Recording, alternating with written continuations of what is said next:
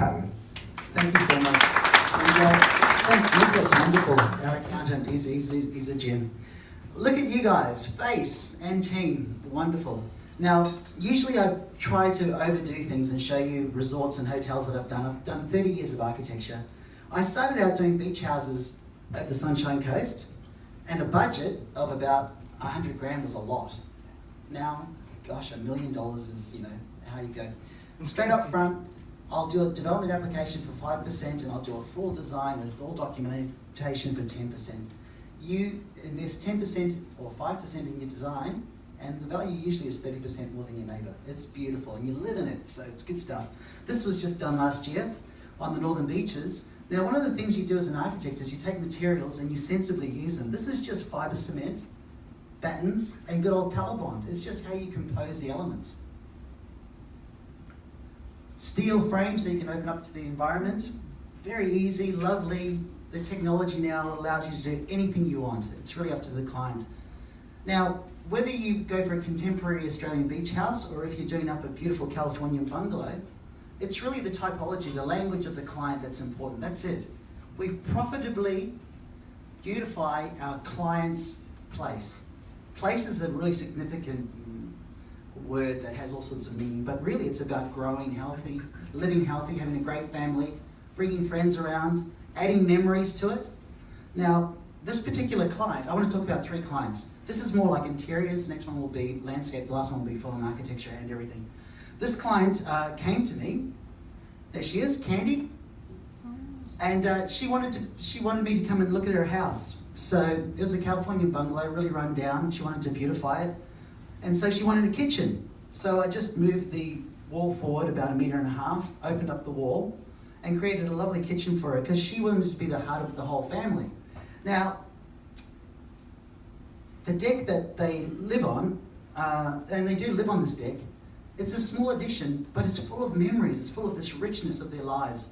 She fell in love with the old Lord Mayor of Sydney, Jeremy Bingham, and he's a little bit older than her, but they're very much.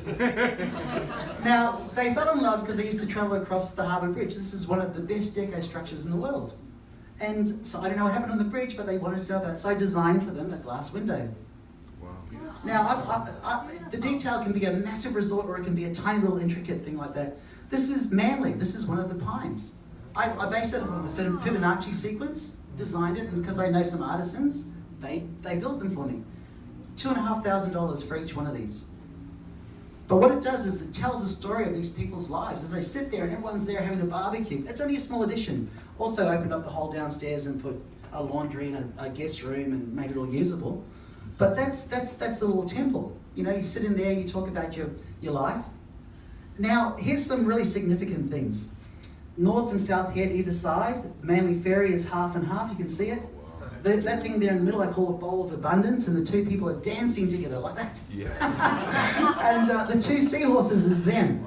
They believe that seahorses mate for life, so they believe they mate. And right in the middle, there it is, the Lord Mayor's thing of Sydney, and all my stories, I was the Lord Mayor. Now, who's this goose here looking up at the stained glass, ignoring the clients? That's me. Because it's just lovely to be able to experience it. Anyway, she asked me to do a master plan for Manly. She became voted in, became a councillor, and then she became the deputy mayor of all the northern beaches, and I helped to do that by doing the master plan. So it's a wonderful thing. You can add a lot to a client, and you get to know them, and they're dear friends. Okay, next one. This is Ziggy. He's a Pomeranian, and barky little thing. But they bought this estate up at Maitland, and it's a beautiful heritage estate. Hangar House, it was the end of the stock route from Queensland down to New South Wales. And so this is a heritage listed building, and heritage is really difficult. You have to really know your stuff to do this. That's the real owner, that's Jan. She's gorgeous. I think this is after Ziggy just did a poo, but that doesn't matter. Look at the background. You see these vineyards. These vineyards is part of the master plan that I put together, and all of our wine connoisseurs here might appreciate it. They had to take this rundown place and bring it up to some sort of thing that they want to live in.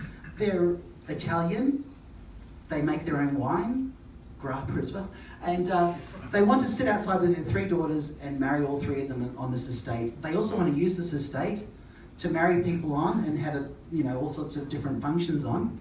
And on this estate, that's actually an old lawn for tennis, and I found the edge of that. Off to the side, that's the horse stables with timber floor. We're turning that into beds for bed and breakfast. And it's just a beautiful building, got Welsh slate and incredibly difficult. Now the problem was this, Stocklands. They came marching across the hills. So Jan got me to go talk to the councillors, say to them, look, where do you stop this development? There's things called curtilage, which is a historic right to enjoy this historic site. So there's 4 types of curtilage. I can't talk about it all. But we wanted to stop these, they make them for 60,000, sell them for 300,000. It's just, beautiful hinterland just getting ruined. But anyway, I went there. And so we got the councils in through the beautiful old gateway. We cleaned up the old stained glass. This is internal. Sat them down at the dinner table. Now this access, keep an eye on this access straight through there. That's where I planned the rest of the planning for the landscape. And we spoke to them and said, look, oh my God, I've got so much to do. Golden mean proportion, set up the whole lawn, did a master plan, all the vineyards being grown. There's on the side, there's fruit trees. Over here is a reception centre. 2 minutes, my gosh. So anyway, we did that up, and good luck to them. Now this is my last client. My last client is Brad.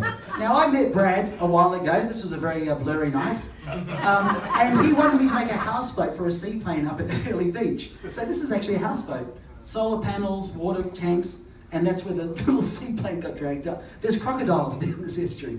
But it was really fun. I love crazy people. People that have got passion, that want something, and we're all like that. It's just, you got to release the beast. Yeah. So this is up there at Mudgee. Now this is just a very simple form. It's more expensive than the next door neighbours, but see the hillside? It fits into the landscape, but it's so much more than just a hangar for aeroplanes. It's also a 5-star hotel.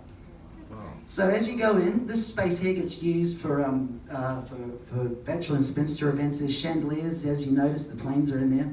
You go through, you create this person's entire lifestyle.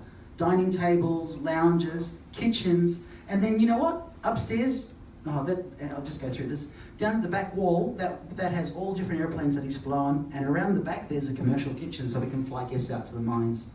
So you start to add all of these extra values to the client's architecture. Make a really nice bedroom with your own kitchen, fireplace. Then it becomes a 5-star resort. And guess what? You've got guests, your visitors, you fly in, go to the wine. Hopefully you don't fly afterwards if you're the pilot. But you make it into a really beautiful event, which is their entire lifestyle. Now, architects do crazy things like, is that just for, just a bit of trinket? No, actually, I put those intentionally because we're at the head of the runway.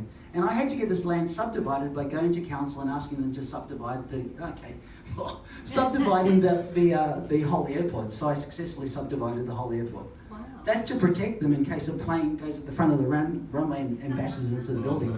But sometimes I do things willy-nilly just to make a frame if the picture's nice enough.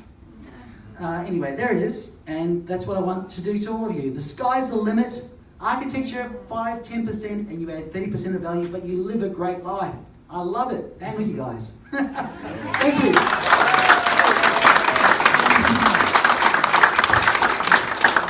Thank you so much, Maurice and Nick. How about we have some questions to the floor, and maybe 3 or 4 questions over to you. Maria?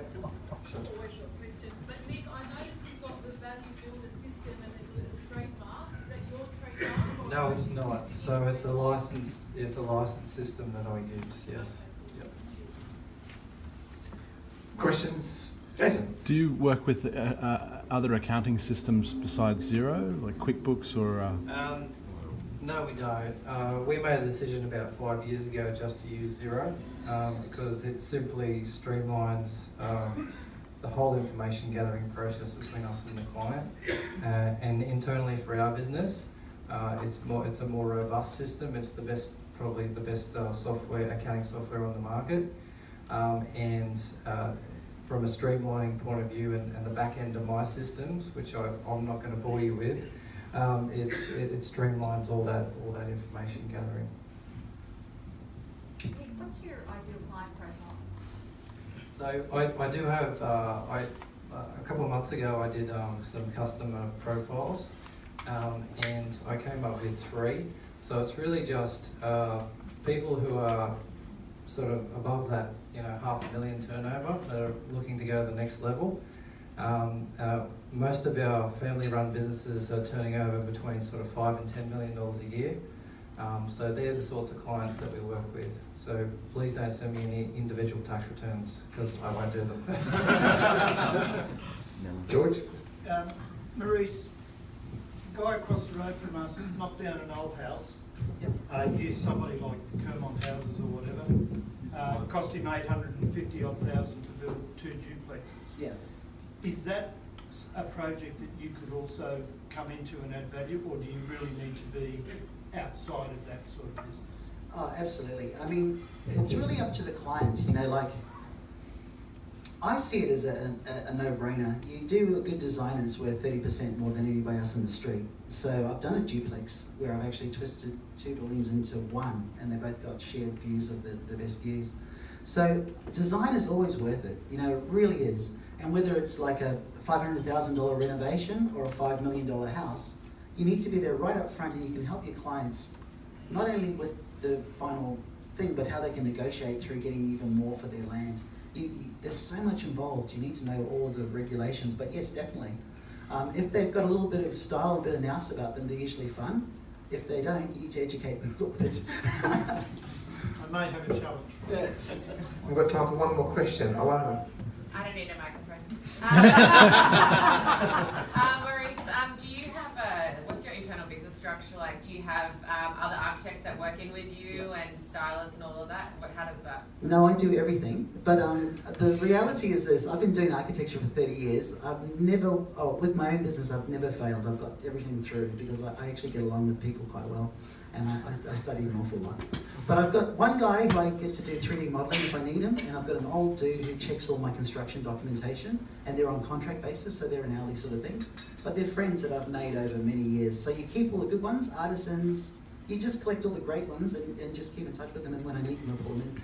But I can get direct association with a really good company that did Brunei and won it. So if there's a large project, they're right on hand for me to click into if I need to. Excellent. Well, thank you very much, gentlemen. A round of applause.